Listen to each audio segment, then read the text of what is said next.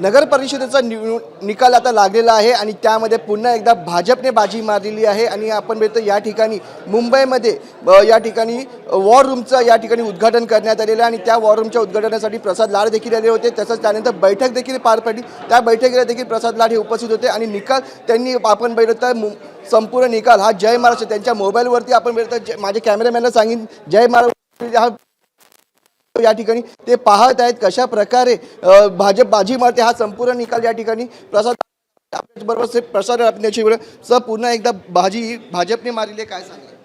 अपेक्षित यश, जनतेचा आमच्यावर असलेला विश्वास, देवाभाऊंवर असलेला लाडका बहिणींचं प्रेम, शेतकरी, कामगार, कष्टकरी, महिला, युवक, तरुण या सर्वांनी भारतीय जनता पार्टी महायुतीवर दाखवलेला विश्वास आज महाराष्ट्राच्या जनतेने मतपेटीत टाकून देवाभाऊचा विजय, भाजपाचा विजय करून दाखवला, याचा मला आनंद आहे। लोकसभेची निवडणूक, विधानसभेची निवडणूक आणि आता ही परिषदेची निवडणूक आपण बघतो यामध्ये पुन्हा एकदा भाजप हा मोठा भाऊ ठरेल। 2014 पासून भाजप हा महाराष्ट्रात मोठा भाऊच राहिलेला आहे।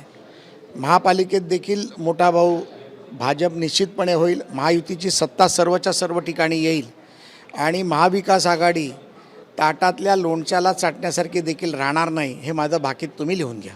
विरोधकांनी मोठी टीका केली प्रत्येक निवडणुकीमध्ये, या निवडणुकीमध्ये देखील टीका केली की मोठ्या प्रमाणामध्ये पैसे वाटले गेले, तसंच जोबार मतदार मोठ्या प्रमाणात भाजपने केलेलं आहे, काय सांगाल?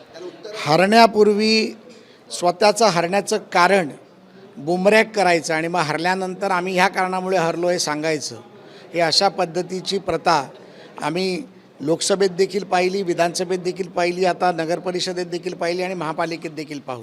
त्यामुळे ह्यांना खरं उत्तर यांच्याच इंडिया आघाडीच्या नेत्या सुप्रिया सुळेंनी दिलं। लोकसभेच्या त्यांच्या स्टेटमेंटमध्ये आहे की मी ज्या EVMमध्ये निवडून आली तेच EVM होतं ज्या EVMवरती राहुल गांधी आणि महाविकास आघाडी ऑब्जेक्शन घेते। त्यामुळे त्यांच्याच नेत्यांनी त्यांना चपराक दिलेली आहे। त्यामुळे माझ्यासारख्या एका कार्यकर्त्यांनी बोलण्याची गरज नाही। महाराष्ट्र जाणतो, महाराष्ट्र पुढे जात आहे, विकासाच्या दृष्टीने जात आहे।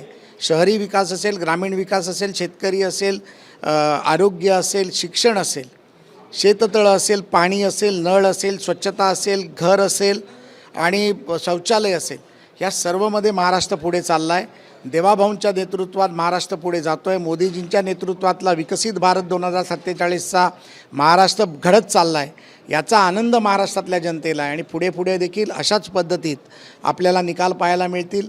मुंबईचा निकाल देखील आपल्याला अशाच पद्धतीचा पाहायला मिळेल आणि हा लागलेला निकाल अभी तो ये झाकी है मथुरा काशी बाकी है, अशा पद्धतीत मी याचं वर्णन करेन। आता तुम्ही बोलले अभी तो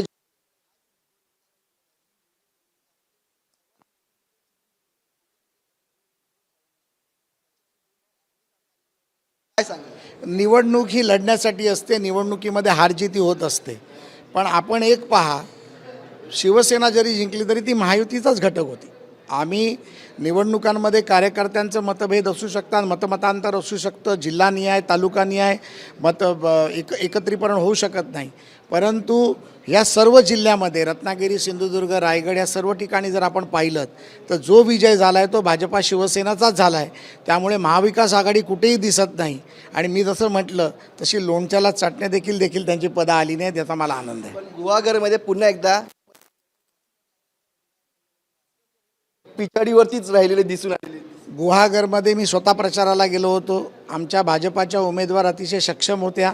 आमचे तिकडचे जिल्हाध्यक्ष जे मोरे आहेत ते देखील अतिशय सक्षमपणे काम करत होते आणि कार्यकर्त्यांचा जो ओघ होता, कारण भास्कर जाधव हरता जिंकले, ते आता जनतेच्या लक्षात आलं की त्यांनी चूक केली, त्यांना जिंकून न द्यायला पाहिजे होतं। त्यामुळे गुहागर असेल, चिपळूण असेल, देवरुख असेल, या सर्व ठिकाणी भाजपाचा आणि इतर ठिकाणी शिवसेनेचा विजय झालेला। या ठिकाणी पण ठाकरे बँड चाललेला दिसला नाही। ब्रँडचा बँड मी मागेच वाजवला होता, त्यामुळे ठाकरे ब्रँड हा कुठे दिसणार नाही आणि पुढेही दिसणार नाही आपल्याला। पण आता काय वाटतं, महानगरपालिका सर्व कार्यकर्त्यांना बूस्टर आणि हे मिळालेलाच आहे। कार्यकर्ता, भारतीय जनता पार्टीचा कार्यकर्ता जमिनीवर काम करणारा कार्यकर्ता आहे, त्याला बूस्टर देण्याची गरज लागत नाही। तो 24 तास 365 दिवस काम करतो, पक्षाची सेवा करतो, जनतेमध्ये जातो, सरकारी कामं घेऊन जातो, सरकारी योजना घेऊन जातो, लोकांचे प्रश्न सोडवतो। त्यामुळे कार्यकर्ता आमचा बूस्ट आहे आणि ह्या आलेल्या विजयामुळे अजून त्याला बूस्ट मिळेल याची मला खात्री आहे। महानगरपालिका पुन्हा एकदा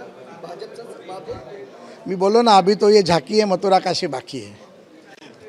अभी तो ये झाकी आहे मथुरा काशी बाकी आहे असं विधान या ठिकाणी प्रसाद लाड यांनी पाहायला केलं मिळत आहे. व्हिडिओ जर्नलिस्ट संतोष मनोज जायकर, जय महाराष्ट्र न्यूज, मुंबई.